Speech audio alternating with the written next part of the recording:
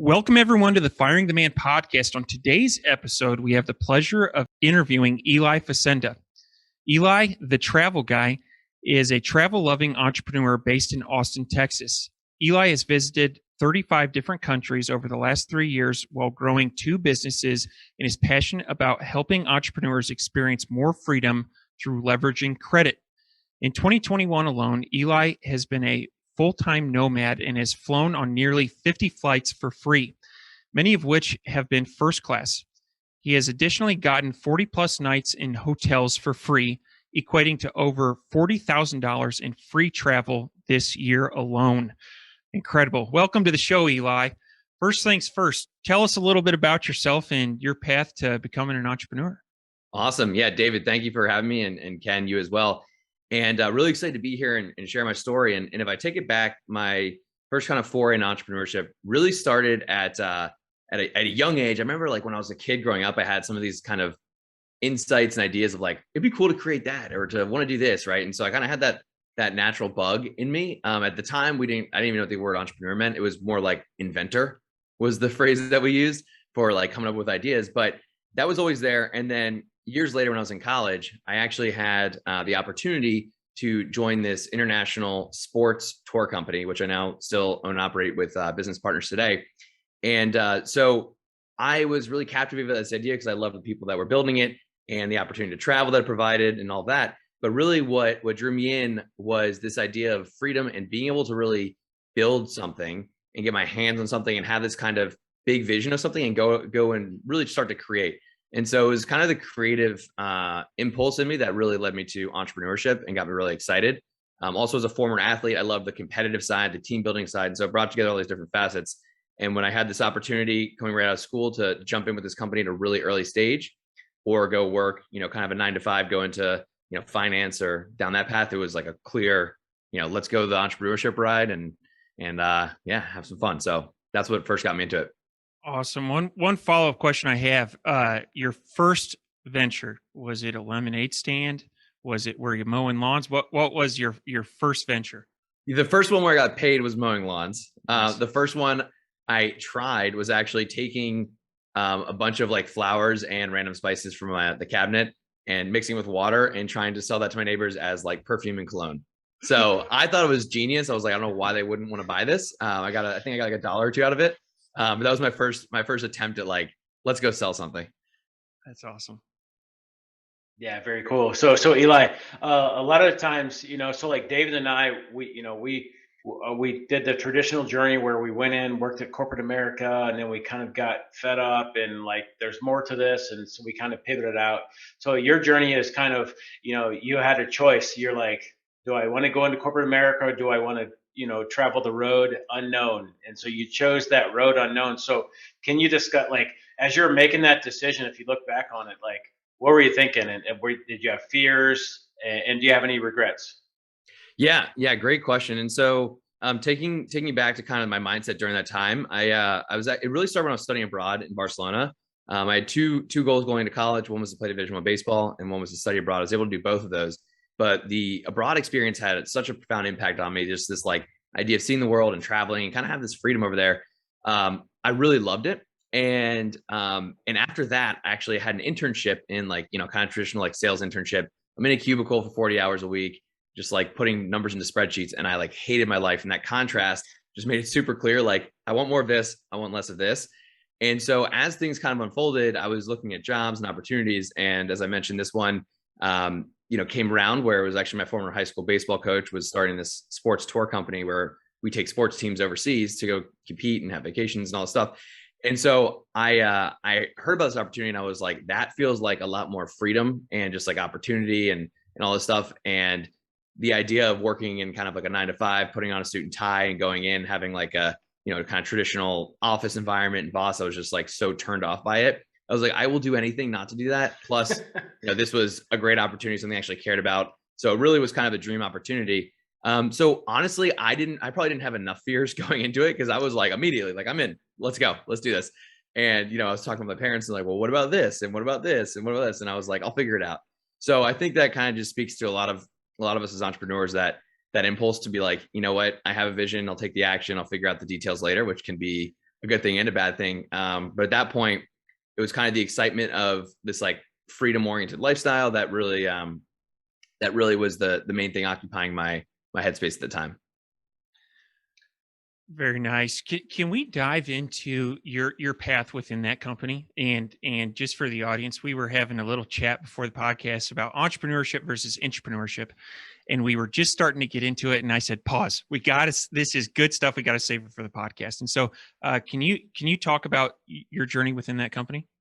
Yeah, totally. And I was super fortunate because when I started out at the company, the owners who are now my partners were really supportive in me and basically giving me a lot of freedom and flexibility. So I kind of came into this role where I was going to grow business development and sales and start to handle some of the operations and more travel companies. So I was even doing the travel booking.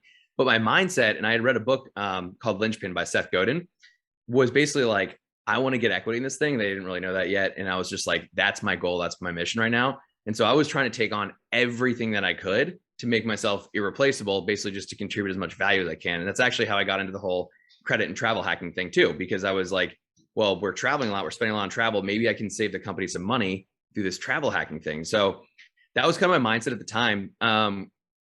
In retrospect, I think it was actually a really, really good path that it gets overlooked a lot. So many people have this trendy idea of like, I want to be an entrepreneur, especially if you're young. I want to be an entrepreneur. I want to be my own boss. I want to have freedom, which is great. But you don't really have a lot of breathing room to mess up, especially if you're young and you don't have the financing or the background, the skills. And it takes a little bit of time to figure out some of these entrepreneurial skills, systems, operations, management, communication, sales, finance, all this stuff. And so for me, I got to kind of dabble with that stuff without it being entirely just like month to month living and breathing, on what I produced that month, because we were building the business and there were some things already established. So it was a really, really powerful beginning. And then through there, as I kind of just built the company with these guys and started to create more value, there came around a time when we started talking about equity and we agreed that we'd make great partners. And so I got to become an equity partner in that. And then we started hiring people underneath me to really start to take off some of these key roles within the company and within the business and move more from like a employee into manager and more into like an ownership type role now.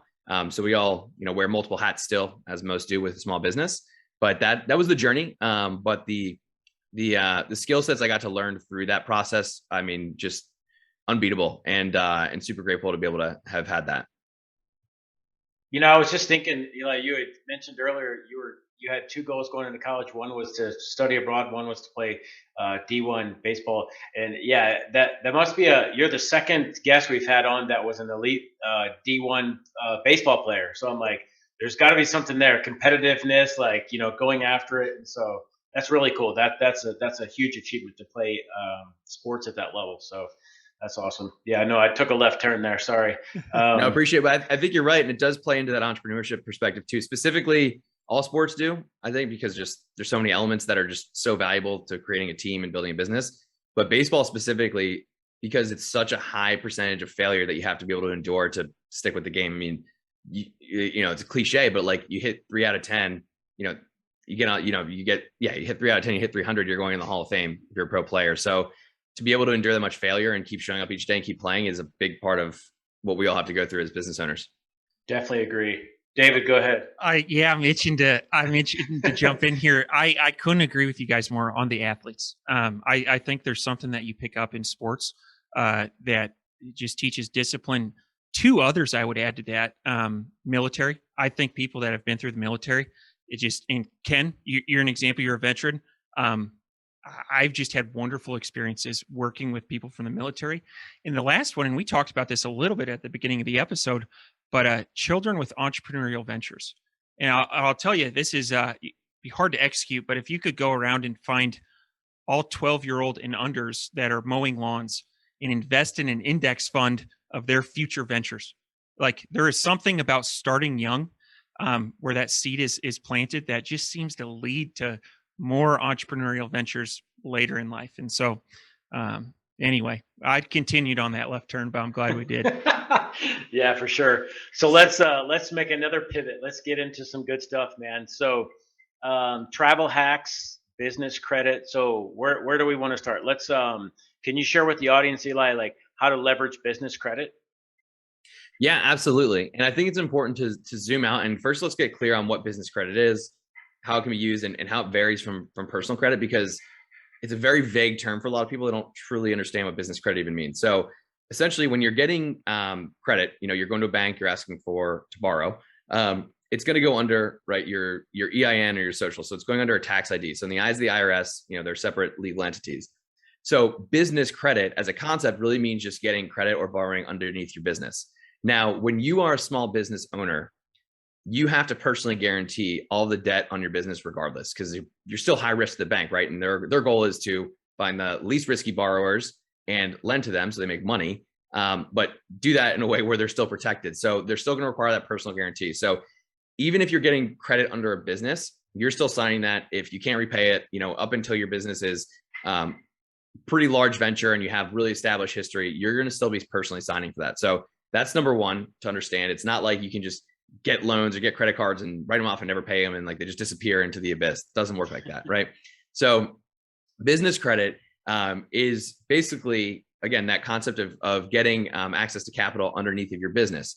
Now, the benefit of it is that it doesn't report to your personal credit report. So on your personal credit report, there's 5 factors. You have payment history, you have utilization, you have average age, you have credit mix, and you have new credit. So, and those are all weighted from highest to least right there. And what happens is if you get business credit, and let's say you get a business credit card and it has a $20,000 limit and you max that thing out, right? No impact on your personal credit because it's not showing up in your personal credit report. Now, if you do that with a personal card, your utilization, that second factor of credit, would skyrocket and your score would plummet, which would mean that you're handcuffed from basically being able to get lending again, because again, regardless of if you're applying under your own name or under the business, they're checking your personal credit too, because you're the guarantor.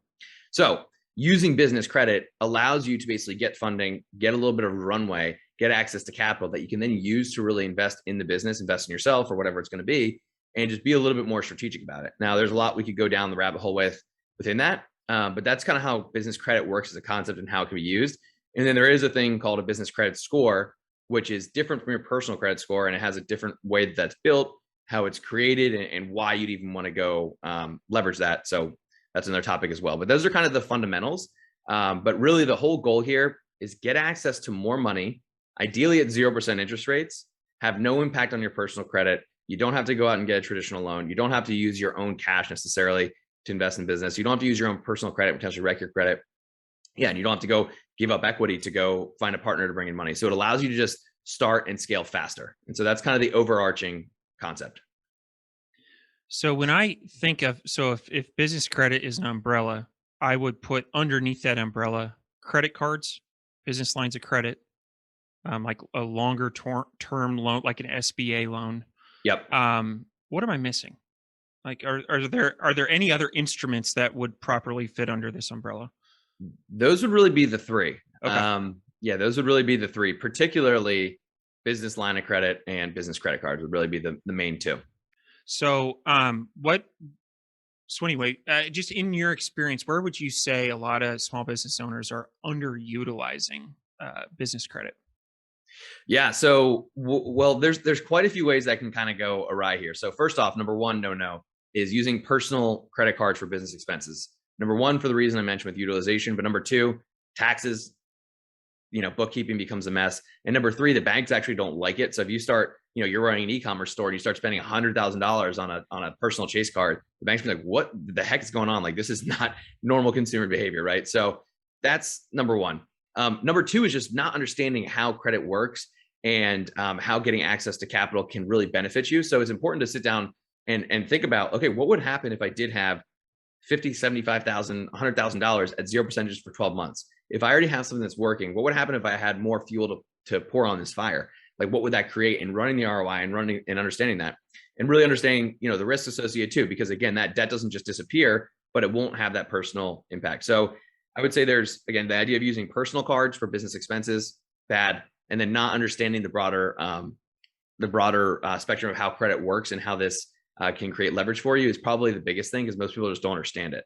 And so that's a big piece. And I would also add into that, when I was speaking to the point of leveraging credit, it may not just be getting access to capital, but like, depending on the type of model that you have, you might just need credit line, right? So it might not be like you're trying to use the capital to invest in the company and build your team or something like that, but it might just be like you're spending too much and you keep hitting limits and you can't grow because your credit lines are too small. So those are the biggest things. So one thing you touched on a little bit earlier, Eli, was there's like a business credit rating.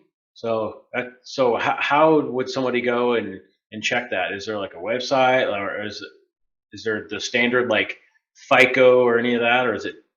Can you explain that? Yeah, sure. And it gets a little bit tricky because people confuse again this idea of business credit and personal credit. So let's explain the differences of how the scores work. So personal credit is really based on your borrowing relationship with financial institutions, okay, banks, or lender. You're getting an auto loan, a mortgage, whatever it is. And so, there's those 5 factors, and that's how the score is created. Now, for business credit, it doesn't work like that. It's really based on what they call vendor credit, really vendor relationships. So if you get a business credit card, that doesn't necessarily mean it's going to show up on your business credit report, right? It actually, in most cases, doesn't. But what does show up is if you get like a net 30 account, which means you have terms between you and a company like Home Depot or a gas, depending on what type of business you're in, a gas card or something like that, you basically get the capital, you could make the purchases, even like office supplies. There's online distributors for that and stuff like that. So you'll get the net 30 terms, and it's basically how on time you are with those payments over time. So that's really what creates the score and builds it into a higher category. And there's a few different business credit scores, but the main one to know about is your Duns and Bradstreet score, which is really called a Paydex score. And when you get into looking at the different credit scores, the best place to check is really nav.com. That's just nav.com. And what's going to happen for most people, they're going to log in and they're going to see that they have no business credit score at all because they don't have enough accounts reporting for Duns and Bradstreet to deem that you're a reliable, borrower with these other businesses. So it takes a little bit of time to build that up, and it takes a few months typically of reporting and getting different accounts to report to the Business Credit Bureau in order to get that score to show, hey, this business has been reliable in the past. Okay. No, I think that's a lot of really, really good information that honestly, I'd never heard of a business credit score before getting into this. So now I want to, if I look at my own business, I have a Cabela's credit card because I like to go to Cabela's, and I have a Southwest credit card because I fly Southwest out of St. Louis a lot. I would say my credit card acumen I'd probably be like JV in high school. And, when I look at 40 free nights in a hotel, over $40,000 in free travel in 2021, I would place you in the majors. And so what are some things that you're doing to be that professional level, utilizing capital? How are you doing it at a professional level? And what are some, how can I get from JV to high school, maybe even to college ball? I appreciate that analogy. That's a great analogy. So what I can do is break it into really the 5 kind of steps that you really want to master if you're thinking about how do I start to travel hack and leverage really credit for travel. And I can break that down, but the overall concept of what we're doing is we're taking our everyday personal and business expenses. We're being more strategic about the cards we use, which points we're earning, all this stuff, and turning them into these points that we can then use and redeem for free travel. Now, most people don't really know that this is like that possible, or they kind of understand like, oh, well, what's the difference between that and a cashback card or getting, store points at a store, like kind of like what you're doing with Cabela's, right? And so that's kind of the route that most people go. But once you understand like, wow, what becomes possible if you do this right, it's a total game changer. And the reason that's even important is because if you think about the core drivers, the core reasons that most entrepreneurs are getting into business, there's often 2 main ones that keep coming up. It's impact. They want to have that impact and kind of legacy, and they want to have freedom. They're just tired. The name of the show is Firing the Boss. So it's that idea of like, you want to be your own boss. You want to have freedom. You want to do what you want to do, when you want to do it, all that stuff. And so being able to travel and not have to pay for it, it just removes a lot of the friction of like having that freedom oriented lifestyle where you can say, hey, the family will go on this trip tomorrow because it's covered. I don't have to even think about like the cost, right? So it just makes it a little bit easier. So the 5 steps are, and I'll cover them. We can kind of drill into a few of these, but first off, you need to optimize your personal credit profile.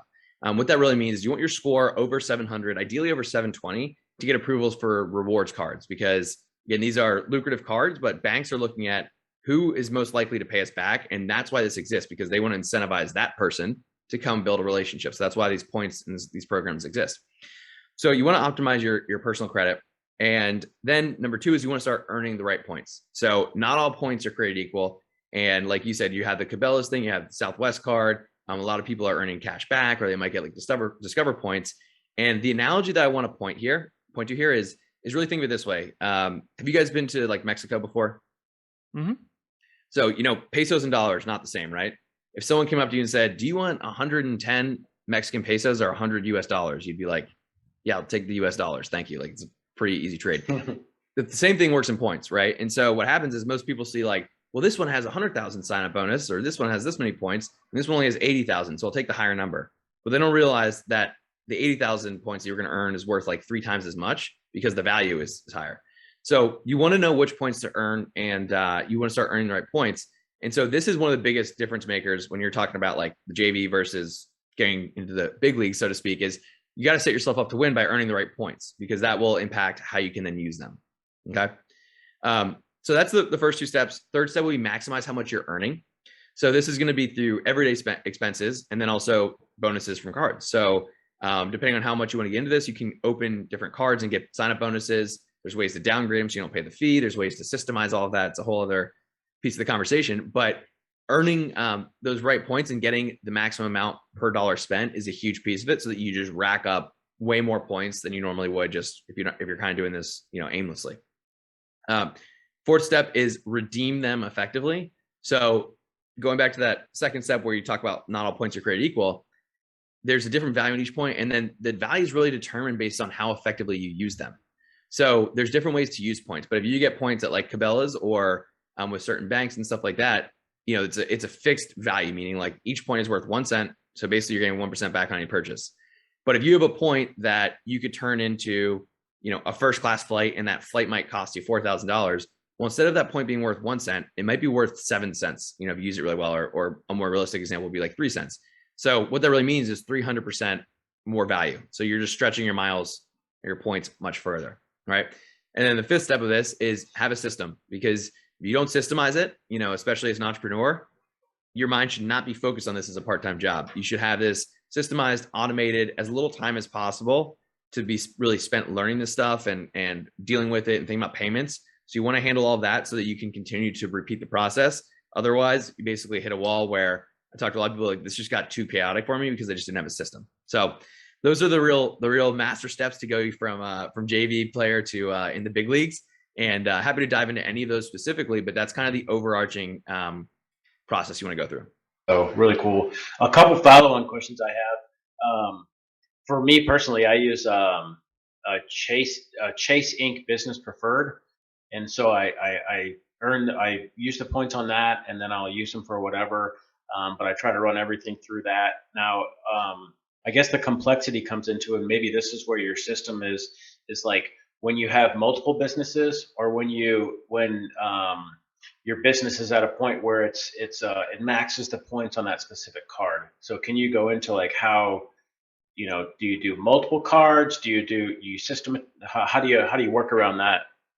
Yeah. So if you have multiple entities, I would definitely suggest getting different cards for each entity for sure. Again, it's going to keep everything simpler from tax and accounting perspective.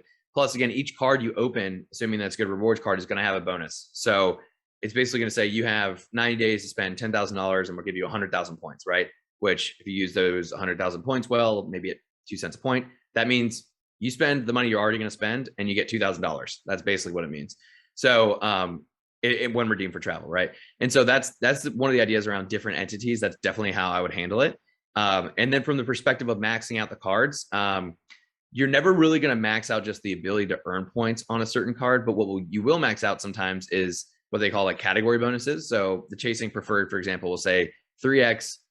You get 3 points per dollar spent on ad spend, but they only allow you to spend up to $150,000 a year on that category and get the bonus points. So after, on your $151,000, it'll go down to 1 point earned. So you have that kind of buffer. For most people, that's not really a limit they're running into too much, but depending on the size of your business, it could be. And the workaround for that is potentially get multiple of those different cards, or get another card that has a higher bonus for that category as well. So I don't know if that totally answers the question for you, but happy to dive in more if you need further clarification on that too. No, it sounds good. It sounds like multiple cards and then kind of overlap them within the, as they peak out, or different entities. So, no, that's good. Yep. You've talked. David, go ahead. Yeah, sorry. You've talked a lot about systematizing it, and I was like, when I first got out of college, I was running the U.S. Bank Cash Plus and Chase Freedom, and those had rotating categories every 3 months. And so I had a little Post-it in my wallet, And when I went and got gas, I just a little reminder like, oh, Cash Plus, you get 3% back on gas. And so, however, the more cards you add, the more exhausting of a process that can be, or you forget to update your post-it or whatever. So what type of tools are you using to systematize your spending? Yeah, great question. And the first things first on this that I want to address is, because when you start to hear about this, it's like, wow, it seems overwhelming. It can seem like a lot. Think of the 80-20 rule the entire way. There's definitely a law of diminishing returns for every action that you start to do just to earn an extra point. And then compare that to like, what is my time really best spent doing, right? So I wouldn't suggest everyone just like go crazy on all this, but you want to implement some strategies here to take advantage of this kind of free opportunity. So, but some of the systems, to your point, there are apps now that basically automate that. So you go to a gas station, you just type in gas or whatever the merchant is, and it'll be like these cards, these cards, these cards with bonus cards. So then that's one of the ways that you can start to do that if you're looking at like spending the right card at the right place. But the way that I do it is I have over 25 different credit cards, and I have a whole system to it where it's all automated. You know, I hardly pay fees on most of those. And what I do though is I only really use 3 to 4 maybe on a consistent daily basis. And so I know, okay, am I gonna miss on 1 point per dollar spent on my restaurant purchase, you know, one day, or on buying something from an office supply store one day? Sure. But at the end of the day, that's like losing 15 cents. I really don't care. I'd rather not have to deal with the headspace of switching cards all the time. So you want to have a couple basic ones that are your everyday cards for personal, and then your everyday cards for business. And that's the best way to do it. And with the rest of the cards, if you like had a bonus, for example, and you're not using the card anymore, what you really want to do is just, you actually want to do this to help build your personal credit score, is you would just put one payment per month on there, Netflix, Hulu, whatever subscription you have, and then put auto pay on. Because now what's happening, if it's a personal card, each month it's adding an on-time payment to your report. And now your payment history profile gets bigger and stronger, and you become a more credible borrower. So that's kind of how I run the system. I take most of the cards after the bonus, automate them, automate the payments, all that stuff. And then I have 2 or 3 cards that I'm using on an everyday basis. And that's how you keep it simple. What's your top 3? Like what are your top 3 favorite cards? And a follow-up question to that is, how often does that change? Does your top 3, because like Chase Freedom, I got honey dicked by Chase Freedom. It was 5% back on gas for 3 months, and then it just disappeared. Yeah. It's so what's your top 3, and like how often are you making adjustments? Yeah, great question. So top 3, there's actually a brand new card out right now, the Capital One Venture X. I don't personally have it yet because of my credit overall strategy with the different bank relationships and how that all plays into this. But that's actually probably one of my new favorite cards I'm suggesting for people on the personal side. It earns 2 points on every dollar spent, which is higher than average.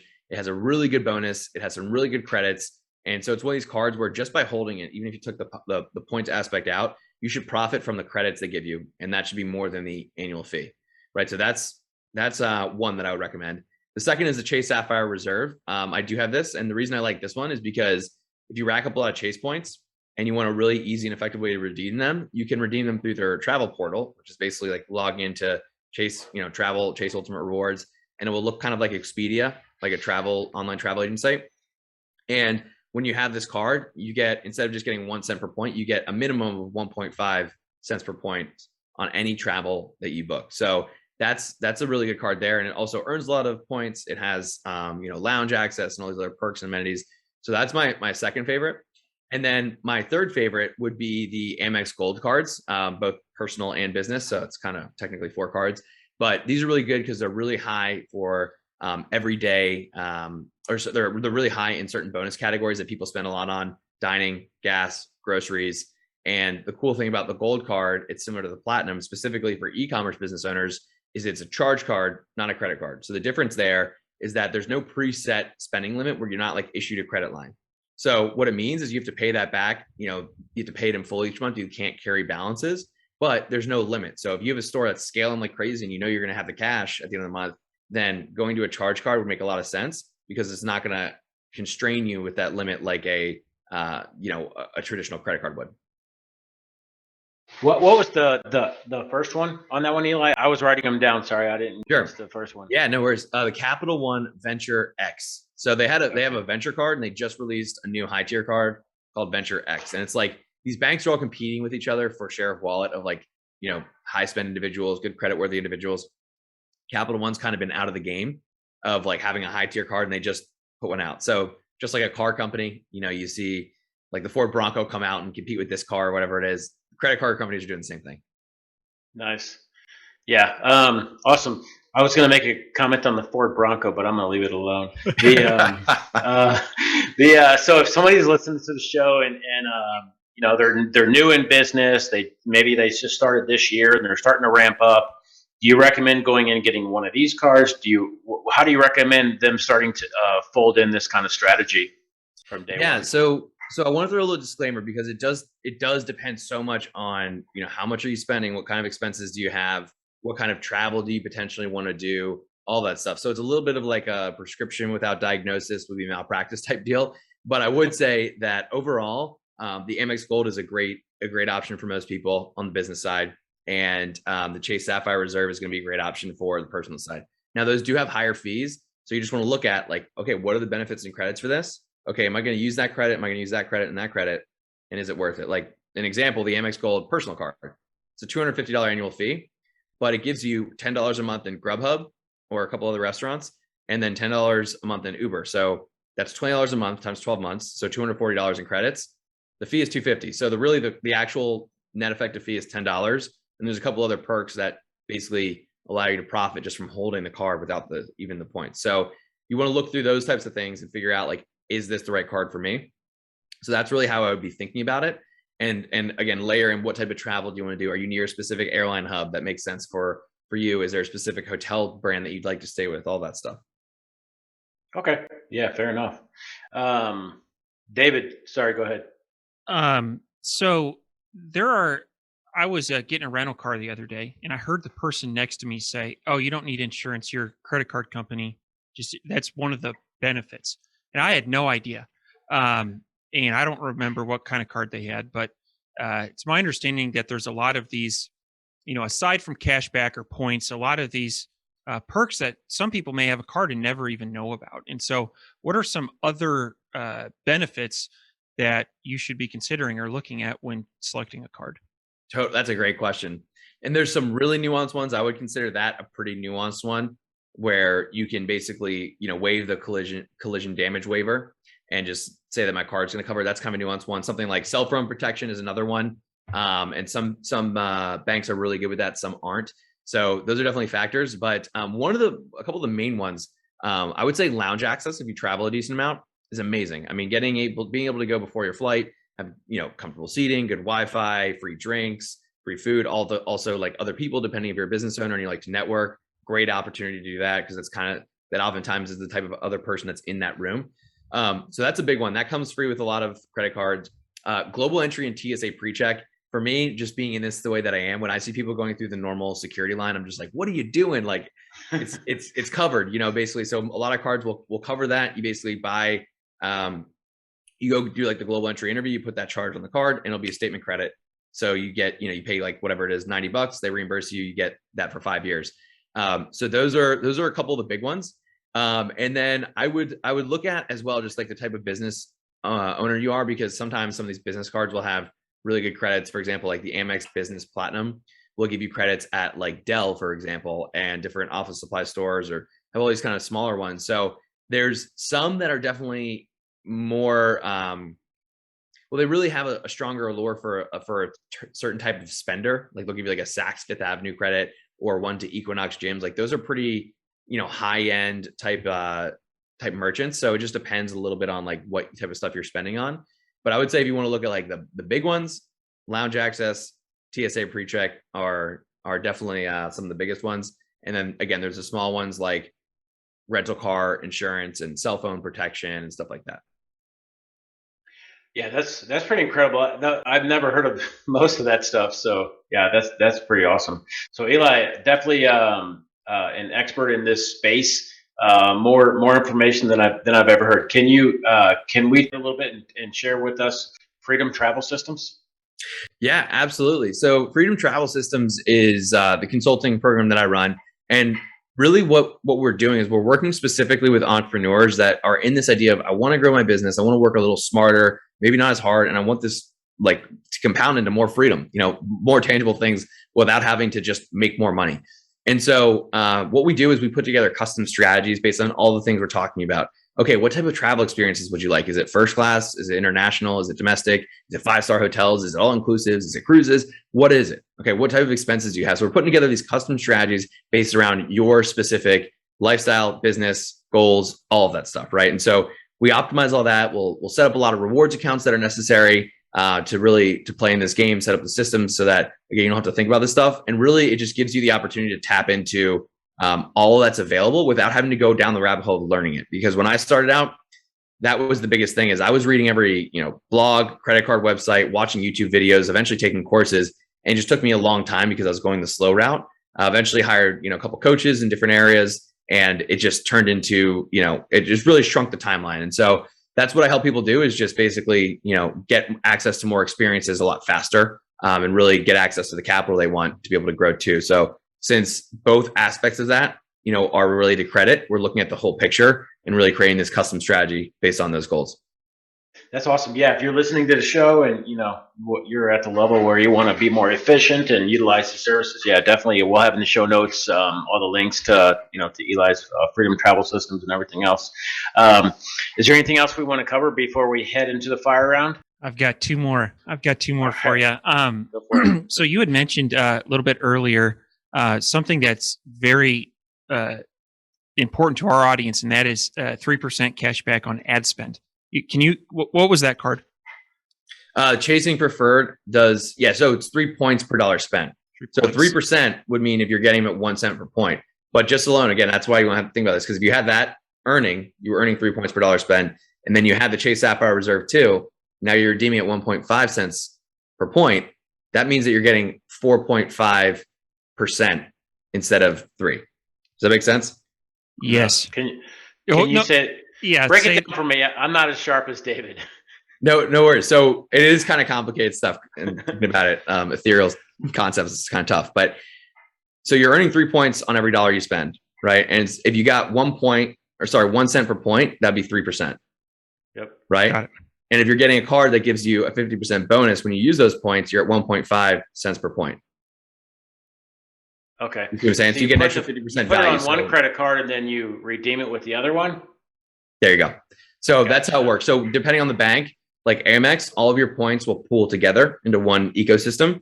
With Chase, they kind of live on the different cards, and you have to do what they call combine points. It's literally just a button, click combine, and then they're basically like on your Chase Sapphire Reserve card.